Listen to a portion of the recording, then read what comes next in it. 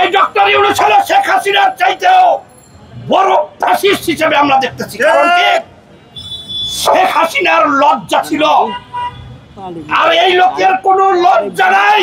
আজকে থেকে আপনারা সাংবাদিক ভাইরা উনার নামের আগে লিখবেন নোবেল জয়ী আদম ব্যবসায়ী ডক্টর মোহাম্মদ ইউনূস।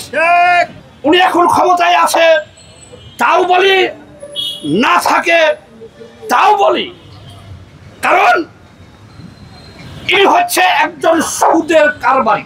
পুরো মানুষ পালাইবেন কেমনে?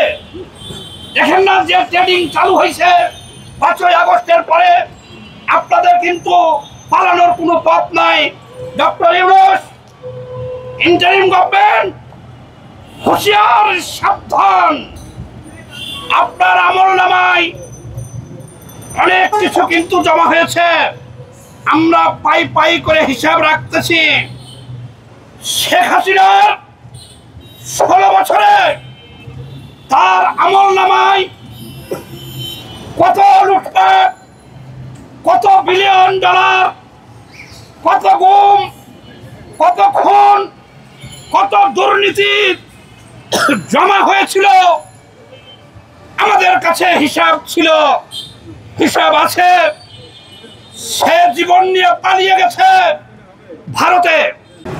আপনার সাথে কথা ছিল, জনগণের সাথে কথা ছিল কি?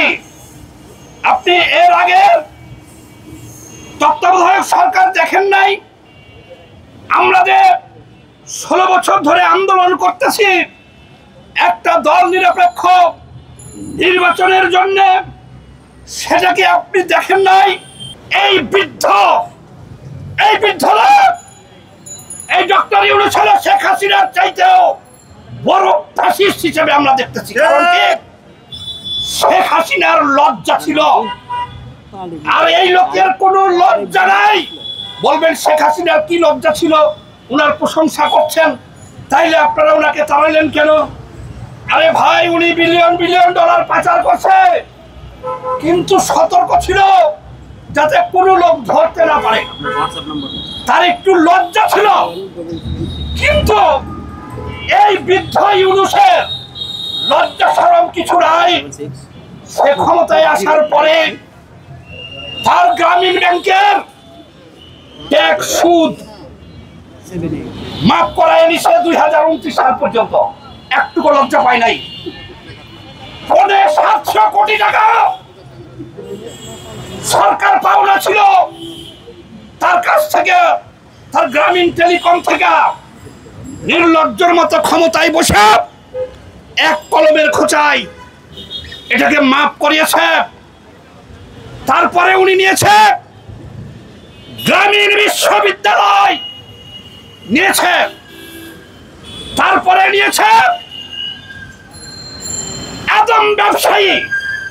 আজকে থেকে আপনারা সাংবাদিক ভাইরা উনার নামের আগে লিখবেন নোবেল জয়ী আদম ব্যবসায়ী ডক্টর মোহাম্মদ ইউনূস। এর জন্য আপনার নামে মামলা হবে না। কেন?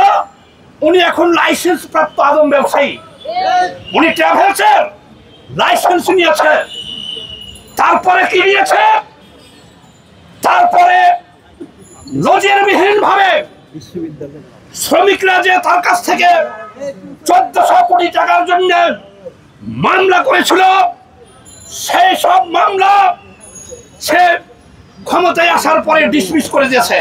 তাহলে বলেন আপনারা, শেখ হাসিনা কি এত বড় নির্লজ্জ ছিল?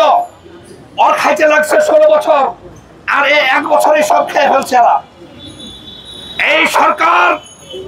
অথচ আন্তর্জাতিক ভাবে, তবে আমি একটা কথা বলি, উনি এখন ক্ষমতায় আছে তাও বলি, না থাকে তাও বলি, কারণ ইনি হচ্ছে একজন সুদের কারবারি।